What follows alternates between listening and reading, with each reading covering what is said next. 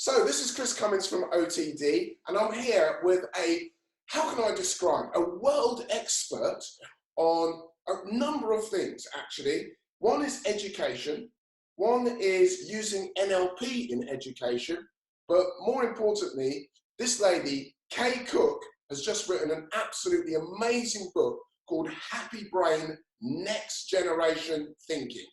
So Kay, I thought one of the things that we could do is kind of take you back to how you got to this stage, and really, with one of the things that a lot of businesses are talking about at the moment is this kind of working well initiative and mindset. And if we went back 20 or 30 years, then this concept just didn't exist. And lots of times, if you mention that kind of wellness at work, people would look at you with a furrowed brow and think something had gone wrong with you. So can you just sort of give me an idea of how we've got to where we've got to now at this point in time? Thank you, Chris, and thank you for that amazing introduction. Let's hope it's worthy response. So Chris, to kind of answer your question, I guess if I take my own journey back a few decades, in the early 90s, I worked in coronary heart disease prevention, and was very fortunate to be part of something which was trailblazing at the time, which was called GP referrals, where people got exercise on prescription, and we would assess people's general state of well-being. And it's interesting because we focused very much on the physiological well-being at the time, and it was all under the umbrella of coronary heart disease prevention. And sort of as part of that role, looking at physiological well-being and the factors that we could influence and affect, what we tried to do was to go into the corporate world and convince employers that they should take a new interest in the well-being of their staff. And we just came up against a bit of an apathy, really. Well, why? And so we'd come up with the economic data which says, absenteeism is largely due to stress, and stress can be prevented, and coronary heart disease statistics, and sort of trying to hit them economically. They weren't interested in the sociological impacts of their staff well-being. Right. And generally the mood was, as I recall it, the mood was very much, what's the problem? If our staff can't come to work, well, then sooner or later we'll replace them. What's the problem? Yeah. And so that's one marker in the sand of how much we've changed over time. Yeah. But I think also at around about the same time, we have to be aware that we were talking about physiological well-being. Yes. We were talking about things like cholesterol, blood pressure,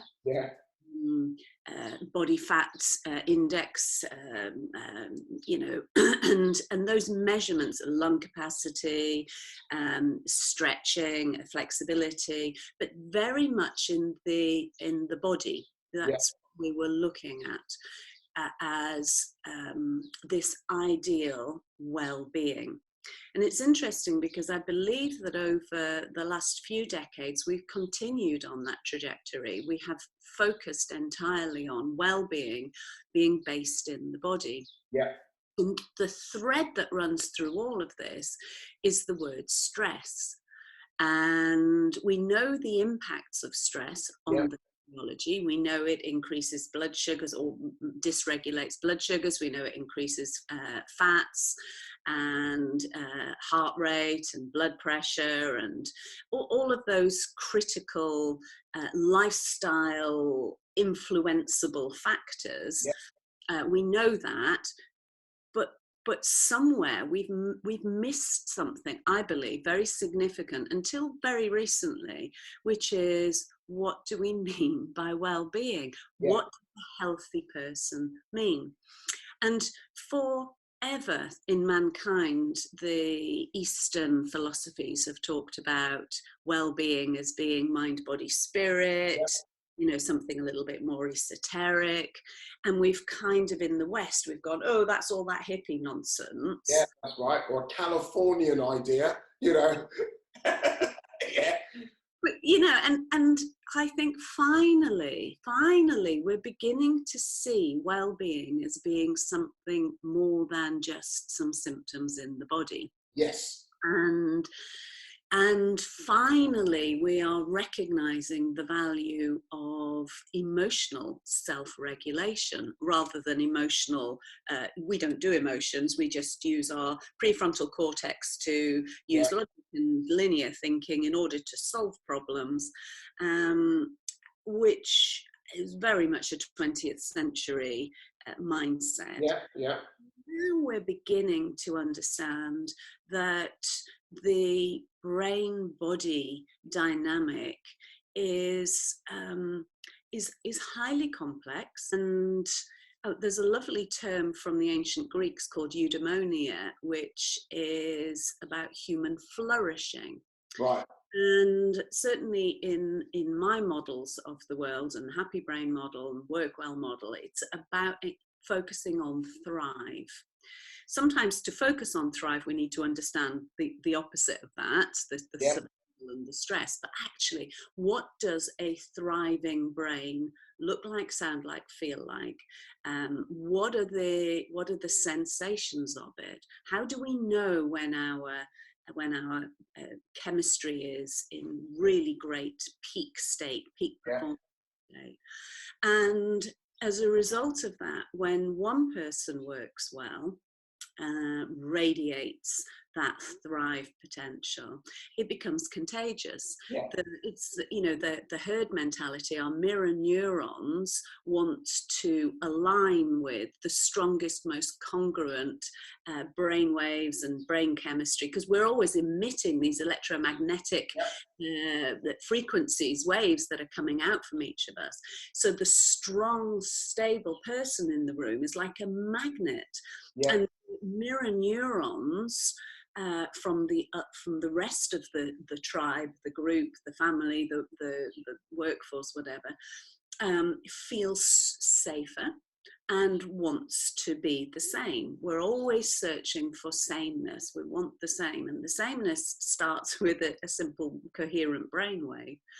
So if you put one strong, stable, coherent person in your workplace, it will unsettle things for a while, but ultimately they stay stable. They become a beacon for others to subconsciously emulate. And that's really important. And then you look at, okay, so then there's the output, there's the efficiency, the output of their behaviors in the workplace. They're much more likely to be able to make good quality decisions. Make faster, to have a greater impact, to help others to make good quality decisions. So it's really important to have that thrive potential, awareness of the thrive potential.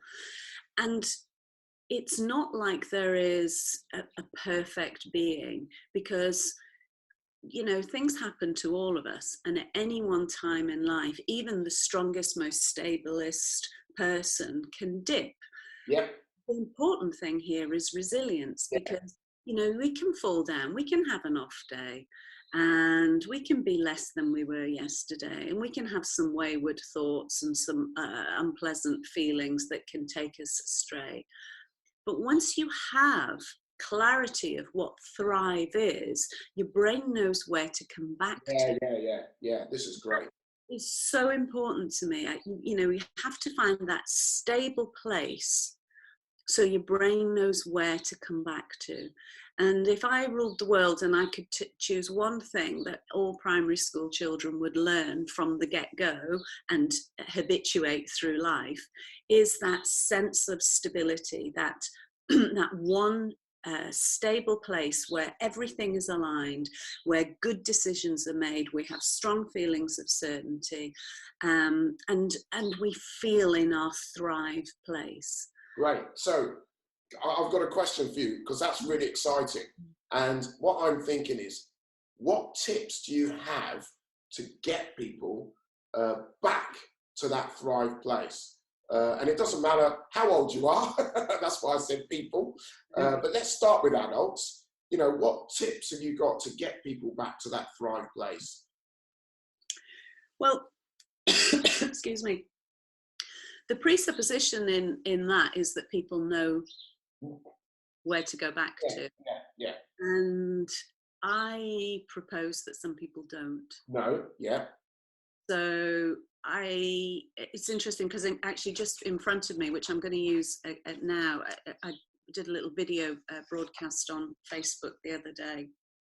So if it's okay with you, I'll just run through that.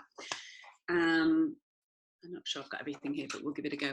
So if you think about your energy system as a continuum of high energy, low energy. Yeah. Yeah. And Chris, you'll probably always be up here. But, you know, I'm really good at doing the whole spectrum. Yeah. So a really useful thing is to stop and think about, okay, so where are you now? Yeah. Where exactly do you feel energetically? And we're quite early in the morning, so I'm sort of just climbing the ladder slowly. And sometimes in a workshop, I have a piece of string with little pegs so people can, you know, walk up the ladder, so to speak. Right, okay. And measure where they are. So no good, no bad, no right, no wrong. Just observe where you are. Yeah. And also observe what the middle point is. Yeah. Because for the purpose of this little exercise, we want people to know a still point, a center point. Yeah. Okay, so you get a sense of what does it feel like when your energy is not too high, not too low, but right in the middle. Yeah. But our bodies are designed to be able to oscillate through the whole spectrum of energy production. And then the second axis is feelings. So we've got feelings of pleasure and joy, and we've got feelings of pain or sadness. Yep. There's right nor wrong. It's just a continuum, and remember that we're talking about body chemistry that we call emotions. Yeah. So generally people are motivated away from the not so nice feelings and motivated towards the nice feelings. Okay. Sure. That. So again, just recognize where you're at on that continuum right now. Where do you feel? Yes. So, I haven't had enough coffee this morning, so I know I'm where I'm heading. Right. And wherever you're at right now, also bring your attention to what it feels like to be slap bang in the middle, in the center. And these are really simple exercises that bring your thinking mind, your consciousness into what's happening inside your body, your energy. Because in order to know how to get to thrive, you have to know what that feels like. That's great. And then the next part of this simple activity is to go, okay, so turn it into a 4-box matrix, as it were. Yeah. So if we've got high, low energy and happy, I'm going to sad, unhappy feelings. If we're in high energy and not such great feelings, we've probably got a chemistry, an energy system of stress. Yeah. And we'll call it stress, but probably more specifically, it's sort of anxiety. When you've got a low energy, but a not such good feeling, we've also got a stress. And it's a stress that tends to make us want to withdraw. Yeah. You don't feel like you can do anything either in that situation. You know, so it's almost going to be almost like depression, you know? Okay. Absolutely, Chris. Yeah. And so on the other hand, if you've got high energy and a really happy feeling, this is your quadrant, Chris. You've got, great joy and abundance, and, it just feels wonderful, doesn't it? Yeah. And if you've got a happy feeling and a low energy, this is a lovely place to do, feel relaxed, to feel calm, to rejuvenate. Yeah. And again, all quadrants are equally valid, so long as you know where the middle point is. Yeah. Yeah. Because if a dinosaur came around the corner, you'd need to be in this quadrant. Yeah. And sometimes if you've been very ill, you might need to be in this quadrant. Yeah. But ultimately, what we want to teach our brains is how to come across here. Yeah. And there are a myriad of so many activities that we can teach people how to move through these quadrants. But for the purpose of this illustration, let's just think about what's it like when you are in that center point. Yeah. What does it feel like when you feel completely in control? And an analogy I often use is when we were kids in the playground, we used to have those seesaws. Do you remember? Yeah. The power place is to stand in the middle. Yeah. Feel. Yeah, that's it. That's it. That's right. Yeah. You can remember it, can't you? Yeah.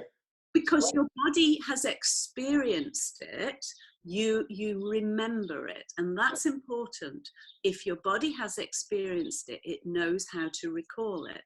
So when we want to teach somebody how to be in a state of thrive, have to make sure that their bodies can recall it. And if they can't, because for some people they've never really experienced thrive, then we teach them how to be in the right state. But let's just go to the point of balance first.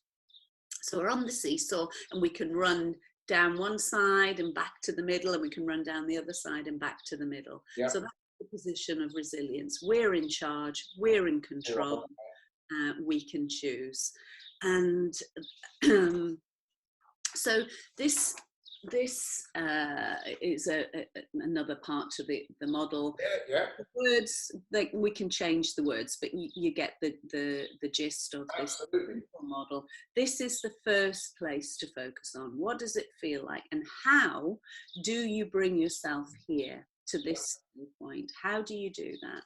And that's something that is a good start place before we start to build the thrive. Know how, doesn't matter where you're at on that model, you can bring yourself back to a state of center point stillness. So this is great. Sorry, you were going to say something, please. Just one other thing. It occurred to me the other day that people talk a lot about your comfort zone. Yeah. And everybody knows what that means to them. Yeah. My question is, if your comfort zone, and by comfort we mean familiarity. Yeah. The zone that your brain body is used to performing in because it feels safe, it's familiar, and therefore it's predictable. If your comfort zone is here or here, then you really have to do something different to make your comfort zone somewhere more useful. Yeah. It has to be practiced. It has to be, you have to decide that I want my comfort zone to be here or here or here or wherever. But to take your comfort zone, i.e. the body chemistry, the mindset and the behaviors of that feel comfortable, familiar, and therefore safe to the brain. Sometimes we have to work a little bit to change that location. Yeah. So this is really interesting, because in the workplace then, I can almost see myself asking, well, I can see myself asking the team from time to time, where are they sitting on that matrix, and maybe even asking them before explaining about the center part as well, because they don't know what thrive is.